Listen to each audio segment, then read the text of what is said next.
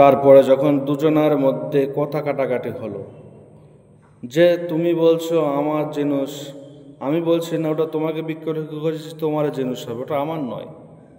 তো যেরকম দুজনের মধ্যে একটু কথা কাটাকাটি রাগারাগি ভাব মতন হলো, হওয়ার পরে দুজনা মিলে একটা সিদ্ধান্তে আসলো। কি সিদ্ধান্ত? ও আল্লাহওয়ালারা, ও ইমানদার ভাই বোনেরা, পর্দার আড়ালে মা ও বোনেরা, সমস্ত কথা মন দিয়ে ধ্যান দিয়ে শুনবেন। কোনো আল্লাহওয়ালা জিন্দগির মধ্যে যদি কিছু থাকে, সেটা যদি নিজের মধ্যে আনতে পারেন, তাহলে আল্লাহ পাক তোমাকে উপর রাজি খুশি হয়ে যাবেন। কখন তারা বলার নেই। সেজন্য প্রত্যেকের জিন্দগির মধ্যে, প্রত্যেকে ওলি আল্লাহর মধ্যে কিছু না কিছু আমলিয়াত ঘটনা লুকোনো থাকে।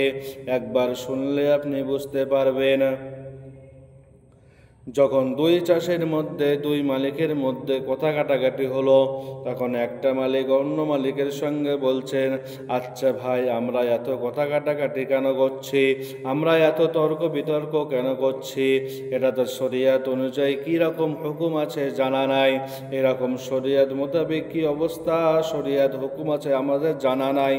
একটা কাজ করতে পারি ভাই, যদি তুমি একবার হুকুম দাও, যদি তুমি আমার মতের সঙ্গে সম্মত হও, তাহলে একটা কথা বলতে পারি।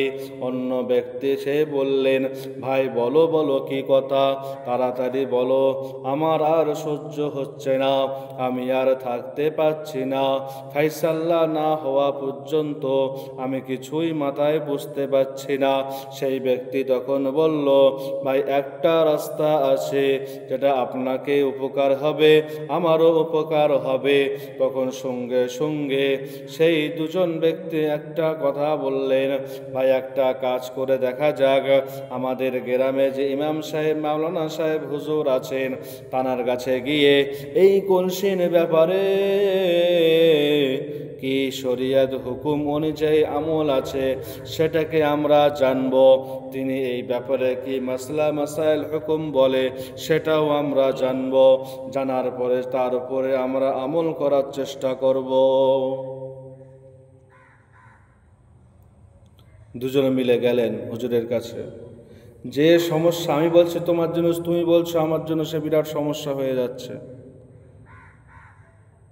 তো এক কাজ করা যাক, আমাদের মসজিদের মৌলভী সাহেব আছে, ইমাম সাহেব আছে, মাওলানা সাহেব আছে, মুফতি সাহেব আছে, কোনো না কোনো হুজুর আছে সেখানে যাওয়া যাক, তিনি যেটা রায় দেবেন সেটা আমরা আমল করব।